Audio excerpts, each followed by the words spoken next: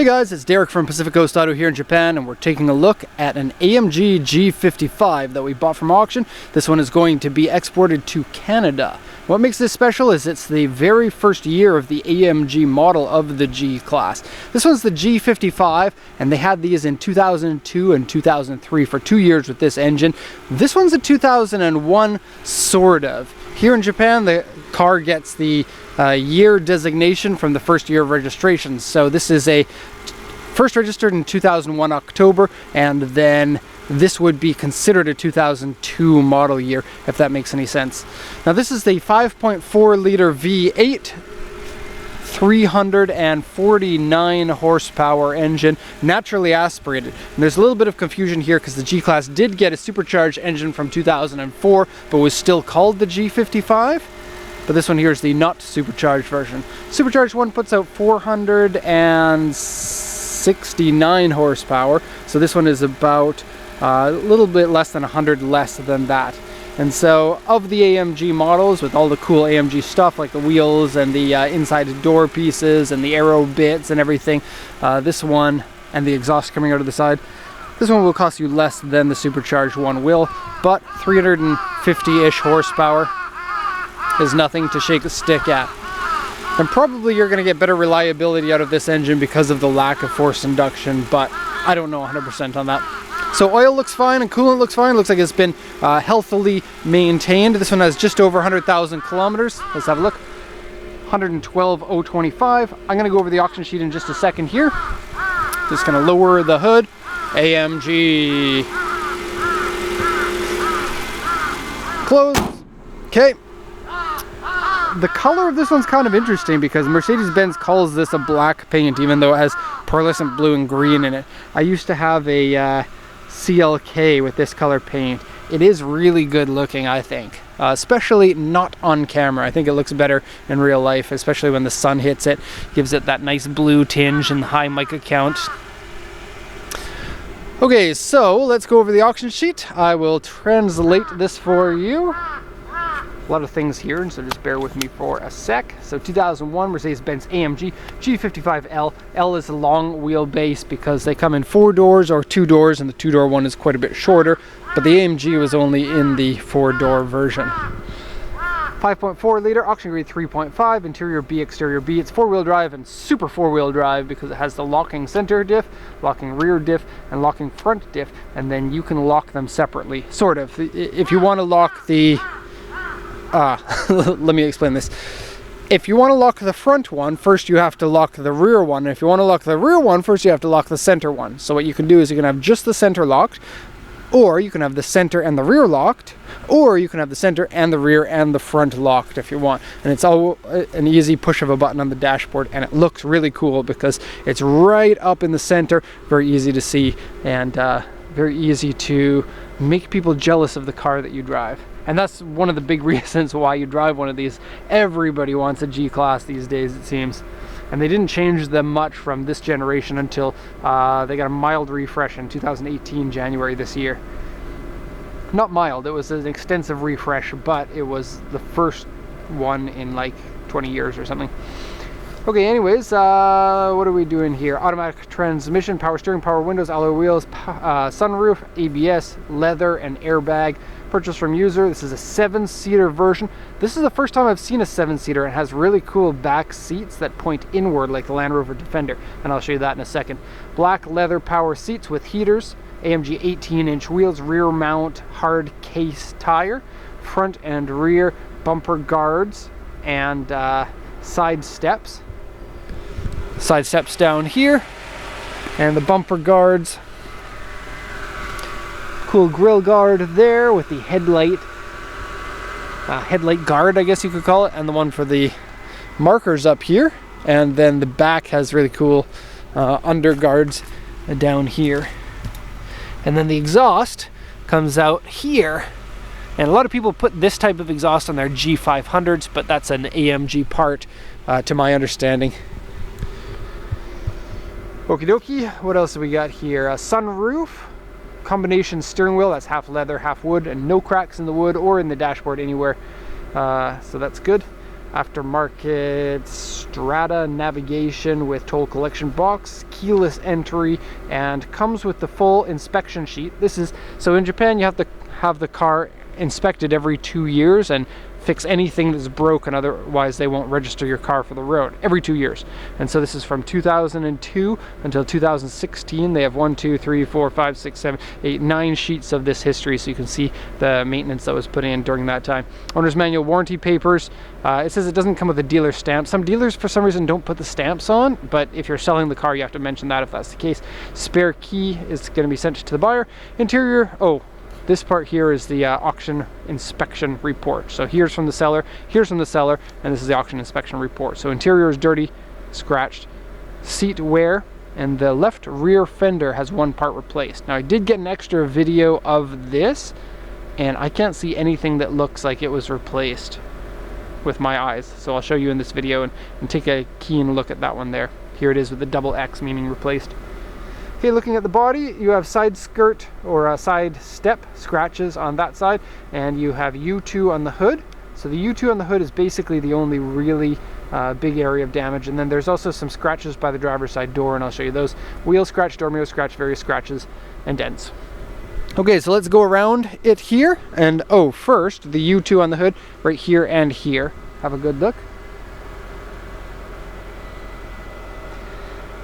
Okay, and this hood is actually really thin, and then it has 2 long ribs, kind of old school style, like an old Jeep or something like that. Kind of a weird construction because it does make this a little bit flimsy, and I have seen other dents on the hood. You would think that the car is tough enough that you can hit it with a bat with nails in it and not damage the vehicle, but for some reason the hood just isn't as tough as the rest of the vehicle. Okay, so iconic G-Class looks, especially with the AMG parts. It's going to make everybody want to see your car and want to drive your car and be in it. You see these all over the place in Japan. They are super popular here. And this one here is left-hand drive, like I think all of them in Japan. I don't know if they came right-hand drive, even though Japan is a right-hand drive country. And so when you send this one to Canada, you'll be driving on the same side of the road as the standard ones. All the other vehicles that are in Canada. Okay, and over to the front. Okay, so let's look at a couple of the features. I like the tiny little AMG badge down here, kind of out of the way. Underneath here has some scuff plates. I believe those are AMG exclusive. Okay, grille might be different, I don't know. And then it has these little areas here where you could use to feed some wires through for some fog lights, or maybe you can pop those open and they're threaded. They might even be, I don't know. Okay, now I mentioned this other times in the G-Class on these videos, but because this one sticks out so far and the body is in so close, it kind of prevents side panel door dings. You also get a big bumper guard here for that reason. Okay, real vents here that vent your hood, and that's good. Here's one of the areas I was talking about, a lot of scratches by the driver's side door. It looks like somebody's fumbling with keys. I would say it's somebody drunk driving, but drunk driving doesn't exist in Japan. You'll get like a $10,000 fine if you have even 0.01% alcohol. It's pretty crazy. I mean, good, because drunk driving accidents don't really happen here. G55. The back case here is missing the G. And I could live with a missing A or a missing M, but I can't be without my G. Okay, let's go inside the back here. You just take this one off and then put it here. Hard to open this. You have to be strong to own one of these. Okay, nice leather liner in here. Here's the jump seats. And just like a Defender, they do fold up. And they're easier to do than a Defender because you push them up. This one slots into a nice little place. And then they just stay there. You don't have to attach them to the ceiling like a Defender you would do. Now, just like when in the Defender, you can't sit on these back seats unless you don't have a head. And so, sitting straight up in the seat, That's what it looks like. And then if you slouch, you can do it. But then your knees are kind of in the way of somebody sitting over there. It's very cool that these seats exist. They're not super useful for adults, but for a kid it'd be fun, super fun to bounce around in the back of this. I think that's only for off-road use though, because I don't think there are seat belts in these. Maybe just party use. You can hang out here. These seats do the flip-de-doos, so they go flip and then flip again. And I think you can do it from the back here with this handle here.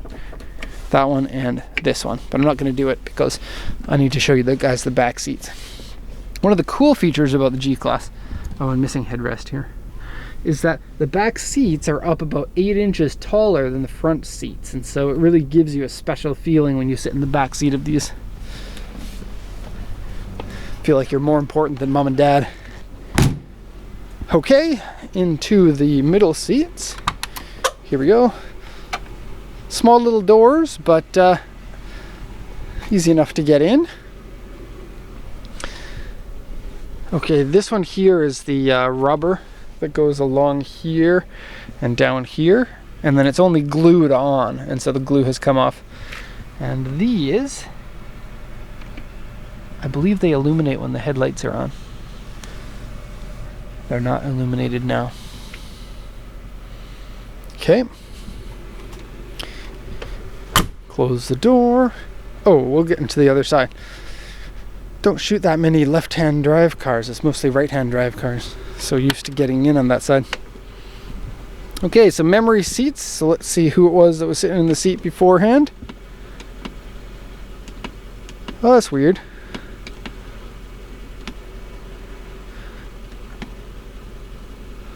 Okay, they didn't set these, but it does move the mirror.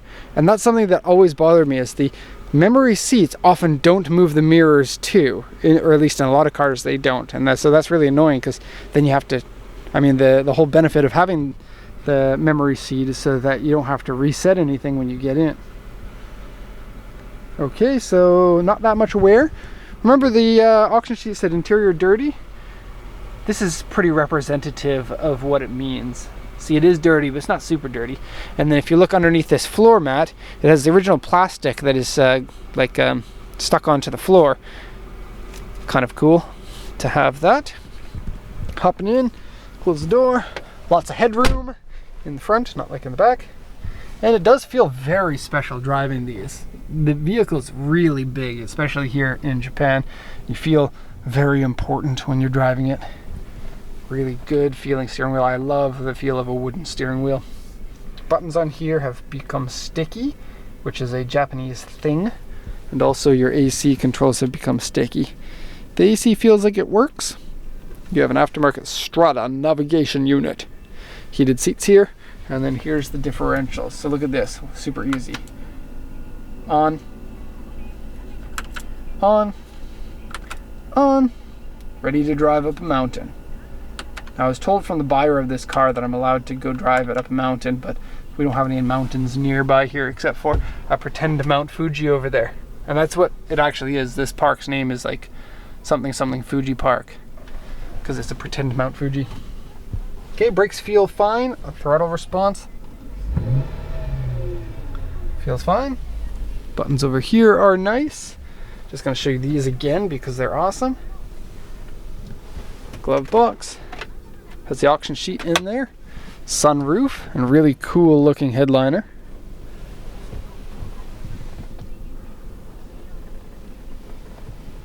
Ah, nice. And I do like the seats. The seats are not as curvy and supportive as your regular Mercedes-Benz seats. The leather is a tougher leather, but I do really like them. They feel well made. Oh, just noticed this.